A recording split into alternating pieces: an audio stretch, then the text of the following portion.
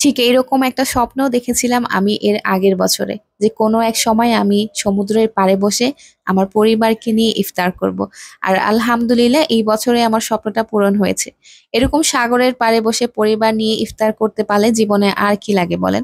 আর রমজান মাসে কিন্তু এই কক্সবাজারের পুরো চিত্রটাই যেন ভিন্ন রকম। আজকে ইফতার বাজার করা থেকে শুরু করে সমুদ্রের পাড়ে বসে আমরা পরিবারের সবাই মিলে কি কি করলাম সেই সবকিছুই আপনাদের সাথে শেয়ার করব। না টেনে পুরো ভিডিওটা দেখতে থাকুন, ইনশাআল্লাহ আজকের ভিডিওটা আপনাদের কাছে অনেক বেশি ভালো লাগবে। তো আসসালামু আলাইকুম, কেমন আছেন সবাই? আশা করি সবাই ভালো আছেন।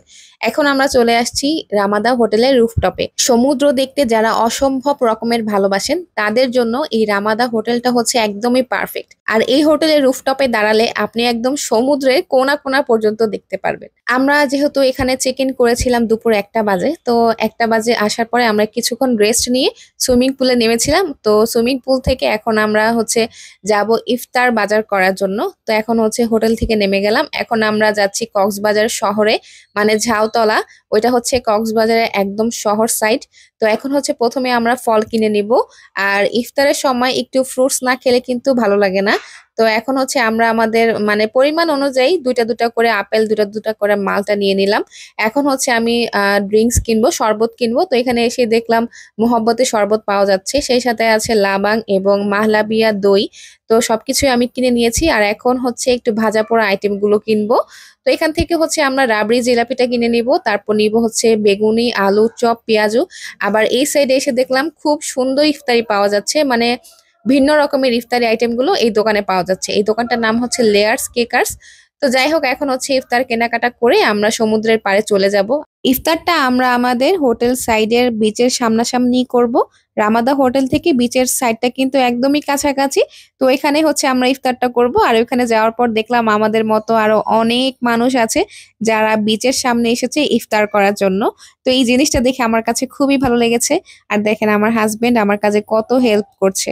তো যাই হোক, হাজবেন্ড ওয়াইফ দুজনে মিলে হচ্ছে সবকিছু গুছিয়ে নিলাম। আর যদি আপনারা এখানে এসে ইফতার করতে চান অবশ্যই একটা চাদর নিয়ে আসবেন সাথে করে, এবং ওয়ান টাইমের প্লেট, তারপর হচ্ছে ছুরি, এগুলো নিয়ে আসবেন।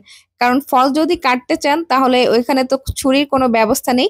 ছুরি আমরা 20 টাকা দিয়ে ওয়ান টাইমের জন্য একটা কিনে নিয়ে আসছিলাম। প্রথমে আমরা এখানে আসার আগে ভেবেছিলাম যে মানুষ হয়তো বা কম হবে, আমাদের মতো আর কেউ ইফতার করবে কিনা। কিন্তু আসার পরে আমাদের ধারণাটাই পাল্টে গেছে, আমাদের মতো অনেক মানুষ এসেছে।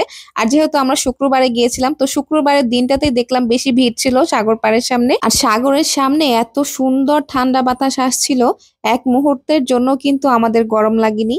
আর সাগরের গর্জন শুনে শুনে কাজ করতে আমাদের দুজনেরই বেশ ভালো লাগছিল। আর সবচেয়ে বেশি খুশি ছিল আমার ছেলে। তো এখন হচ্ছে আমরা ফলগুলো ধুয়ে নিব। আর সত্যি কথা বলতে আমাদের প্ল্যানই ছিল যে আমরা রমজান মাসে একদিনের জন্য হলে কক্সবাজারে এসে এই সাগর পাড়ের সামনে বসে ইফতার করব। আল্লাহ তাআলার এই অসম্ভব সুন্দর প্রকৃতির মাঝে যেন আল্লাহ সবাইকে সৌভাগ্য দেয় এখানে এসে ইফতার করার জন্য। কারণ এখানে এসে সরাসরি আপনি ইফতার না করলে কখনোই বুঝতে পারবেন না যে আমরা কি পরিমাণ আনন্দ পেয়েছি এখানে ইফতার করার পরে। একে তো এখন পবিত্র রমজান মাস, তার উপরে আবার বিশাল সাগরের সামনে বসে আমরা ইফতার করছি। আর এই সময়ে দোয়া করলে কিন্তু দোয়া কবুল হয়। তো যাই হোক, এখন হচ্ছে আমরা ইফতারটা শুরু করব। খেজুরটা আমরা বাসা থেকেই নিয়ে আসছিলাম, আমরা ভাবছিলাম আবার আলাদা করে ওখান থেকে খেজুর কেনার কি দরকার। আর এই জায়গায় এসে একটা জিনিস দেখে খুবই খারাপ লেগেছে। দেখেন ছোট ছোট বাচ্চা মেয়েগুলো ইফতারের সময়ও জিনিসপত্র বেচাকেনা করার জন্য এদিক সেদিক ঘোরাঘুরি করছে। তো যাই হোক, ওকে সাথে নিয়ে ইফতারটা করতে পেরে খুবই ভালো লেগেছে। তো এখন হচ্ছে আমরা বিসমিল্লাহ বলে ইফতারটা শুরু করব। ওদের থেকে না অনেক কিছুই শেখার আছে। এত এত খাবার ওকে আমি সাথেছিলাম, কিন্তু ও কোনো খাবারই খেতে চাচ্ছিল না, জোর করে করে হচ্ছে ওকে খাবারগুলো খাওয়াতে হয়েছে। আপনাদেরকে একটু সাগরের গর্জন শোনাই, দেখেন সাগরের গর্জন শুনে শুনে ইফতার করতে আমাদের কত বেশি ভালো লেগেছে।